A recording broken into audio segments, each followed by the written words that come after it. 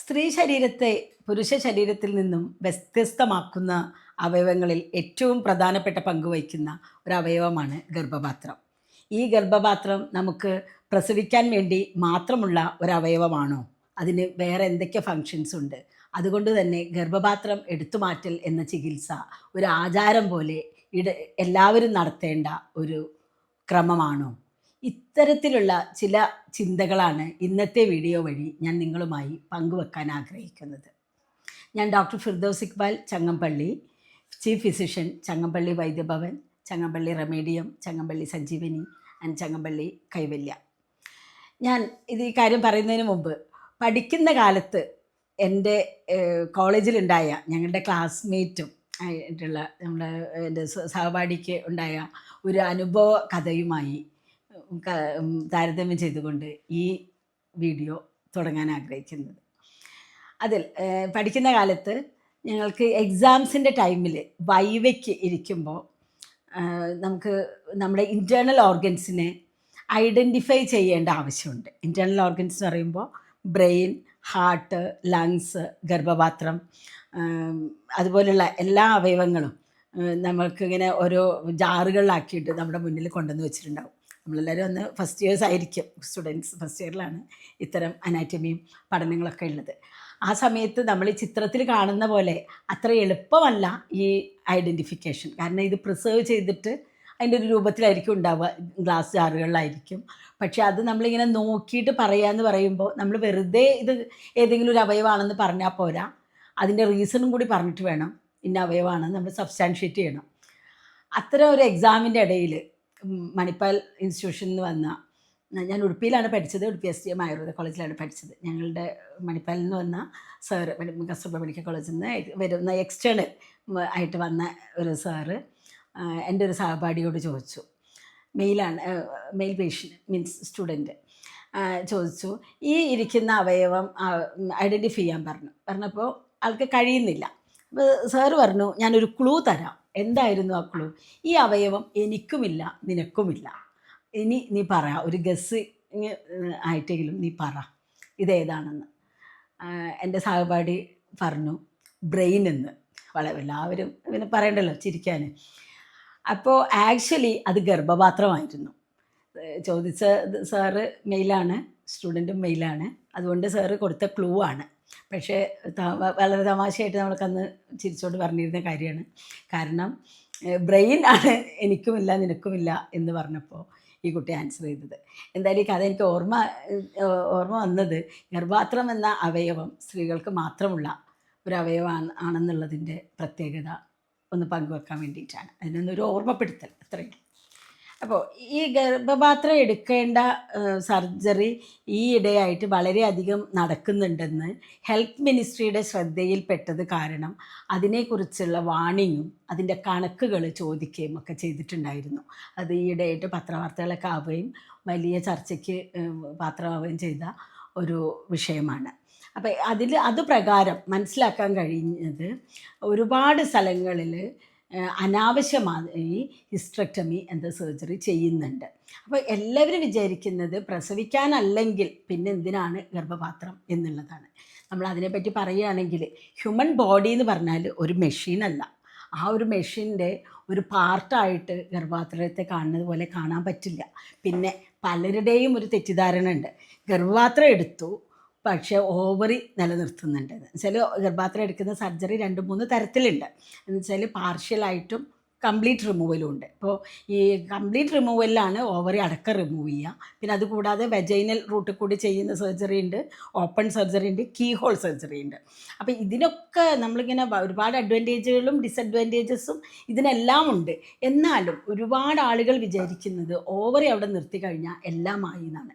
അത് വെറും തെറ്റിദ്ധാരണയാണെന്ന് ഈയിടെ പുറത്തിറങ്ങിയ പല ജേർണലുകളും പറയുന്നുണ്ട്. അപ്പോൾ അത് എങ്ങനെയാണെന്ന് വെച്ചാൽ, ഗർഭപാത്രവും ഓവറിയും ഒരു ടീമായിട്ട് വർക്ക് ചെയ്യുന്നതാണ്. ഇപ്പോൾ മുമ്പൊക്കെ വിചാരിച്ചിരുന്നത് ഈ പ്രൊജസ്ട്രോൺ എന്ന് പറഞ്ഞ ഹോർമോൺ ഈ അവയവങ്ങളിൽ മാത്രം, അതിൻ്റെ എൻഡോക്രൈൻ സിസ്റ്റത്തിൽ മാത്രം ഉൽപ്പാദിപ്പിക്കുന്ന ഒരു ഹോർമോൺ ആണെന്നാണ്. പക്ഷേ പുതിയ പഠനങ്ങൾ കാണുന്നത് സ്ത്രീയുടെ ബ്രെയിനിലും പ്രൊജസ്ട്രോൺ എന്ന ഹോർമോൺ ഉൽപ്പാദിപ്പിക്കുന്നുണ്ട്. പക്ഷെ അത് റിസീവ് ചെയ്യണമെങ്കിൽ ഗർഭപാത്രം എന്ന അവയവം ആവശ്യവുമാണ്. അപ്പോൾ നമ്മൾ ഒരു വളരെ ഫേമസ് ആയിട്ടുള്ളൊരു ബുക്ക് ഉണ്ടല്ലോ, ജോൺ ഗ്രേയുടെ ബുക്ക്. അതിൽ പറയുന്നുണ്ട്, men are from Mars and women are from Venus എന്ന്. അതെന്ന് വെച്ചാൽ 2 ഗ്രഹങ്ങളിൽ നിന്ന് വന്ന പോലെയാണ് മെയിലും ഫീമെയിലും പെരുമാറുന്നത്. എന്താണ് ഇതിൻ്റെയൊക്കെ അടിസ്ഥാനം? സ്ത്രീ ഹോർമോണുകൾ. ഈ ഹോർമോണുകൾ റിസീവ് ചെയ്യാനും പ്രൊഡ്യൂസ് ചെയ്യാനും ഹ്യൂമൻ ബോഡിയിലുള്ള അവയവങ്ങൾ. ഇത്തരം ഒരു അവയവത്തെ യാതൊരു കാരുണ്യവുമില്ലാതെ വെറുതെ അങ്ങ് എടുത്തു കളയുന്നതിന് അതിൻ്റേതായ കോംപ്ലിക്കേഷൻസ് ഉണ്ട്. ഇനി അത് എടുത്ത് കളയേണ്ട ചില ഘട്ടങ്ങളുണ്ട്, വളരെ നിർബന്ധമായിട്ട് എടുത്തു കളയേണ്ട ഘട്ടങ്ങൾ. അത് ഏതൊക്കെയാണെന്ന് നോക്കിയാൽ, ഒന്ന് ക്യാൻസർ എന്ന് വെച്ചാൽ ഗർഭപാത്രത്തിനോ ഓവറിക്കോ അതിനോട് ചേർന്ന് നിൽക്കുന്ന, അതിനോട് ഒട്ടി നിൽക്കുന്ന ഏതെങ്കിലും ഭാഗങ്ങൾക്കോ ക്യാൻസർ ഉണ്ടെങ്കിൽ പിന്നെ വേറെ ഒന്നും ചിന്തിക്കേണ്ടതില്ല, എടുത്തു കളയുക തന്നെ. കാരണം നമ്മളെ ജീവനാണ് ജീവിതത്തേക്കാൾ വലുത്. ജീവിതത്തിന് വേണ്ട ഗുണങ്ങൾക്ക് വേണ്ടിയിട്ടാണ് ഗർഭപാത്രം നിലനിൽക്കേണ്ടത്, ജീവന് വേണ്ടിയിട്ടല്ല. അതുകൊണ്ട് അവിടെ നമ്മളത് കട്ട് ചെയ്യലാണ് വഴിയുള്ളൂ. അത് സങ്കടകരമായിട്ടുള്ള ഒരവസ്ഥ. എനിവേ നമുക്കത് കട്ട് ചെയ്താലും സുഖമായിട്ട് ജീവിക്കാം, ജീവൻ നിലനിൽക്കുമല്ലോ. അത്തരം സന്ദർഭങ്ങളിൽ നമ്മൾ ചെയ്യേണ്ട ചില കാര്യമുണ്ട്. ഗർഭപാത്രം എടുത്ത് കളഞ്ഞാൽ അതിനെ കോമ്പൻസേറ്റ് ചെയ്യുന്ന രീതിയിൽ നമ്മളെ ബോഡീനെ വീണ്ടും പ്രിപ്പയർ ആക്കിയിട്ട് പഴയ പോലെ പൂർണ്ണമായിട്ടായില്ലെങ്കിലും അതിനടുത്ത് വരെ എത്തിക്കുന്ന രീതിയിൽ ട്രീറ്റ്മെൻറ്റ്സ് എടുക്കാൻ പറ്റും. പല ട്രീറ്റ്മെൻ്റ് ഉണ്ട് ആയുർവേദത്തിൽ. അതിൽ പ്രധാനമായിട്ട് ശതാവരി, ഗുഡൂചി, അശ്വഗന്ധ മുതലായ മെഡിസിൻസ് ചേർന്നിട്ടുള്ള പല കോമ്പിനേഷൻസും ഇത്തരത്തിലുള്ള ഇതിൻ്റെ കോംപ്ലിക്കേഷനെ തടയാൻ പറ്റും. പിന്നെ ഇത്തരം സർജറികളിൽ വരുന്ന കോംപ്ലിക്കേഷൻസ് എന്ന് പറയുമ്പോൾ, ഒന്ന് പൾമണറി എംബോളിസം എന്ന് പറയും. നമ്മളെ ശ്വാസകോശത്തിൽ എവിടെയെങ്കിലും ഇങ്ങനെ ബ്ലഡ് ക്ലോട്ടായിട്ട് നിൽക്കുന്ന പോവുക, അങ്ങനത്തെയുള്ള അവസ്ഥ. പിന്നെ DVT എന്ന് പറയും, ഡീപ്പ് വെയിൻ ത്രോംബോസിസ്. ഏതെങ്കിലും നേഴ്സിൽ ഡീപ്പായിട്ടുള്ള നെർവല്ല, വെയിനിൽ രക്തം കട്ട പിടിക്കുന്ന അവസ്ഥ. ഇതൊക്കെ അതിൻ്റെ കോംപ്ലിക്കേഷൻസാണ്. പക്ഷേ സർജറി കഴിഞ്ഞ ഉടനെയൊക്കെ ട്രീറ്റ്മെൻറ്റുകൾ ചെയ്യുമ്പോൾ അത് മാറ്റാൻ പറ്റും. പിന്നെ നമുക്ക് അനുഭവത്തിൽ വരുന്ന മറ്റ് പ്രശ്നങ്ങൾ, വജൈനൽ ഡ്രൈനസ്, കാർഡിയോവാസ്കുലർ ഡിസീസ് കൂടും. കാർഡിയോവാസ്കുലർ ഡിസീസ് എന്ന് പറയുമ്പോൾ ഹാർട്ടിൻ്റെയും ബ്ലഡ് വെസൽസിൻ്റെയും അസുഖങ്ങൾ കൂടാനുള്ള സാധ്യതയുണ്ട്. പിന്നെ ഒരു ഹോപ്പ്ലെസ്നെസ്, ഹെൽപ്ലെസ്നെസ്, ഒരു വർത്ത്ലെസ്നെസ്, ഈ 3 ഫീലിങ്സ് ഉണ്ടാക്കാൻ ഇത് പല സ്ത്രീകളിലും ഇത് ഉണ്ടാക്കുന്നുണ്ട്, പലപ്പോഴും മനസ്സിലാക്കുന്നില്ല. ഹോപ്പ്ലെസ്നെസ് എന്ന് പറയുമ്പോൾ നമുക്ക് ഇനിയൊരു ഹോപ്പില്ല, അതിങ്ങനെ ചെറിയ ചെറിയ കാര്യങ്ങളിലൊക്കെ വെറുതെ ഇറിറ്റേറ്റഡ് ആവുക, അല്ലെങ്കിൽ ഞാനൊരു വേർത്തല്ല എന്നുള്ളത്, അത് അതേ വേർഡായിരിക്കില്ല നമുക്ക് തോന്നുക. പിന്നെ എന്നെ സഹായിക്കാൻ ആരുമില്ല, ഞാൻ ഒറ്റപ്പെട്ടു പോയി, പിന്നെ എല്ലാവരും എന്നെ കുറ്റപ്പെടുത്തുകയാണ്, ഇത്തരമുള്ള ചിന്തകൾ ഇതിനൊക്കെ കാരണമാവാറുണ്ട് ഈ ഗർഭപാത്രം റിമൂവ് ചെയ്തിട്ടുള്ള സർജറിയിൽ.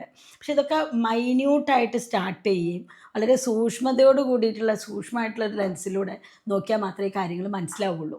ഇത് മോഡേൺ സയൻസ് ഇപ്പോൾ പറയുന്നുണ്ട്, പക്ഷേ ഒരു മില്ലേനിയം ബാക്ക് നമ്മൾ ആയുർവേദ ശാസ്ത്രത്തിൽ ഇത്തരം കാര്യങ്ങൾ പറഞ്ഞു വെക്കുന്നുണ്ട്. പക്ഷേ സ്റ്റഡീസ് അങ്ങോട്ട് തന്നെയാണ് പോകുന്നത്. ഒരു കാരണവശാലും ഒരു യന്ത്രം പോലെ ഹ്യൂമൻ ബോഡിയെ കാണരുത്.